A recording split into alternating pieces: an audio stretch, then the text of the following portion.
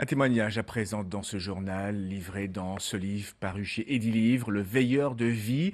Son auteur est vosgienne, elle est notre invitée sur ce plateau. Bonsoir Josie Arnold. Bonsoir. En juin 2013, fin juin 2013, votre fils apprend qu'il est atteint d'une leucémie aiguë. Et dès lors, sa vie, vos vies vont basculer, le combat va commencer. C'est ce combat que vous racontez dans ce livre, mais c'est aussi un témoignage juste et précis sur cette maladie. Oui, j'ai voulu raconter pas à pas tout ce qui nous est arrivé depuis juin 2013 jusqu'en juin 2014.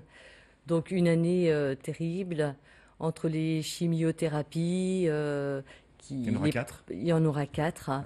La greffe de moelle osseuse il ne faut pas confondre avec la moelle épinière, ça n'a rien à voir du tout. La moelle Mhm. osseuse, elle se trouve dans les os plats du bassin ou du crâne ou du sternum. On va y revenir, mais rarement on avait été aussi loin dans le détail du quotidien et ce qui fait cette maladie, le quotidien du malade Mm. lui-même, mais aussi de ses proches. Oui, parce que déjà, on n'était pas du tout prêt à apprendre cette terrible nouvelle. Mon fils était en pleine forme. Et on l'a suivi pas à pas tous les jours, que ce soit moi ou tous nos proches, frères, sœurs, cousins, cousines, amis. Et c'était très très difficile parce qu'on a vécu carrément une année sans savoir si ça allait aboutir dans le bien ou si ça allait aboutir dans l'autre sens. Le don de soi, c'est important, vous le prouvez dans ce livre. Le don de moelle osseuse, d'abord, qu'on connaît moins. Effectivement, on connaît beaucoup, on entend parler du don du sang. Sans don du sang, on ne pourrait faire aucune opération, donc c'est vraiment primordial. Mais le don de moelle osseuse concerne uniquement les personnes qui ont une leucémie, mais pour lesquelles la chimiothérapie n'a pas marché. Là, il faut trouver un donneur compatible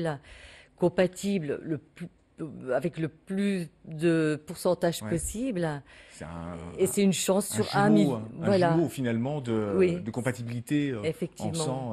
Mais c'est anonyme, ce don? Oui, c'est anonyme, bénévole, il y en a trop peu en France, il y en a beaucoup plus dans les autres pays. Donc je pense il faut en parler et c'est une démarche que chaque personne en bonne santé peut faire. Mhm. Et elle peut sauver la vie d'un malade et c'est fabuleux. C'est ce qu'on appelle les veilleurs de vie, hein, c'est ça. D'où le Voilà, titre de ce livre. les donneurs de moelle osseuse s'appellent effectivement les veilleurs de vie. Toute leur vie, ils vont être là pour sauver peut-être un jour, s'ils sont compatibles, un malade. Alors c'est vrai que c'est rare, hein, c'est anonyme, mais il a reçu quand même, votre fils a reçu quand même un courrier de son donneur.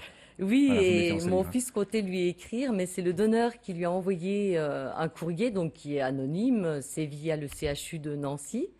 Tout lieu, toute date ont été effacés et c'est un magnifique message que ce donneur, qui est pour moi presque mon deuxième fils, Mhm.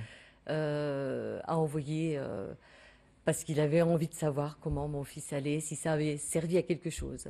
Deux mots rapidement encore, comment va votre fils aujourd'hui?